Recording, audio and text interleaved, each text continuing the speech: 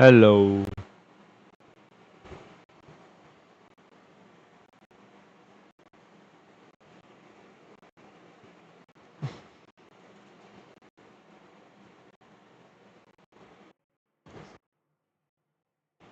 Hello guys, वापस आ गए हम 4 बजे सुबह के, क्योंकि It's a test mission of the Orion space capsule. Artemis II will be the first time we put humans on this rocket. We're going back to the moon because it's the next step in our journey to Mars. We were always going to the moon.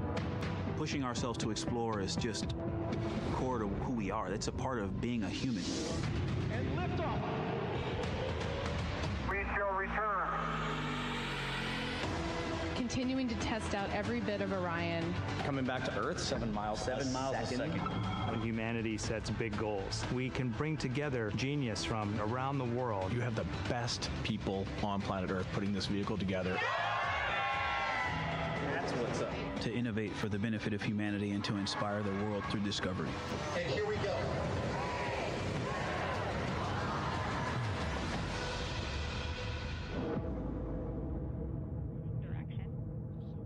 1972, 2:25 p.m. Eastern Standard Time. The Command Module America splashes down in the Pacific with Gene Cernan, Ron Evans, and Jack Schmitt aboard as the Apollo 17 mission came to an end, along with humanity's first series of expeditions to the moon. Today at this hour, you are looking live at our planet from the Integrity spacecraft, heading for a splashdown in the Pacific off the coast of San Diego just 1 hour and 35 minutes from now.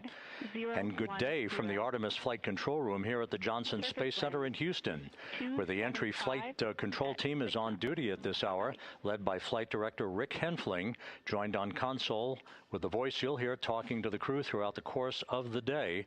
That is Jackie Mahaffey, second from your left. Everything has gone extremely well as we are closing in on the return of Artemis's astronauts from their flight around the moon and historic lunar flyby that will culminate with that splashdown in the Pacific off the coast of San Diego just 1 hour and 35 minutes from now. And with that, it's a good entry pad, and we can continue in the procedure. Integrity. You're looking at a live view inside Integrity. Reed Wiseman on the left doing a fist bump with pilot Victor Glover on the right, and down in the middeck area just below their feet, suited up in their launch and entry suits, are mission specialists Christina Cook and Jeremy Hansen of the Canadian Space Agency. A number of milestones yet to unfold before splashdown just over an hour and a half from now. Earlier today, the crew to enter a corridor over the Pacific Ocean a short time from now. That will be the point of entry interface, where the crew will reach the first traces of Earth's atmosphere at an altitude of 400,000 feet. The crew moved into its entry checklist just after 4 p.m. Central Time, suited up in those launch and entry suits, conducted leak checks, and now are in the final stages of their entry checklist. Instruction 115 of entry checklist. SM separation ATP is go. Houston copies. The next major milestone on the route home. Fully zipped, and they're working on EBS and then seating up. We copy. Thanks for the status.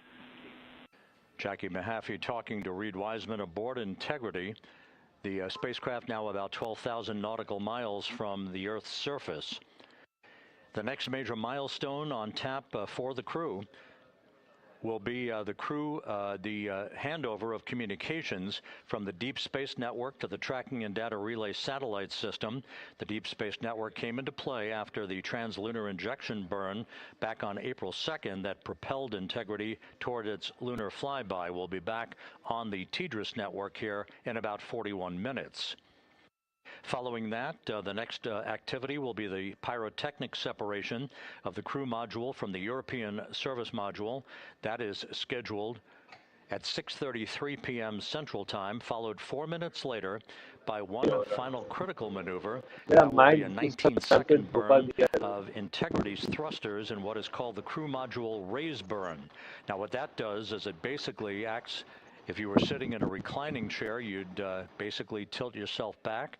It raises the aft end of Integrity ever so slightly, and that is the final opportunity for us to fine-tune the angle of attack of Integrity through the area of peak heating at entry interface. That will come a bit later on, about an hour and 18 minutes from now. So after the raise burn, we will be in the final orientation that will minimize any peak heating on the heat shield of Integrity, and prior to the time the crew enters the Earth's atmosphere at an altitude of 400,000 feet. Entry interface.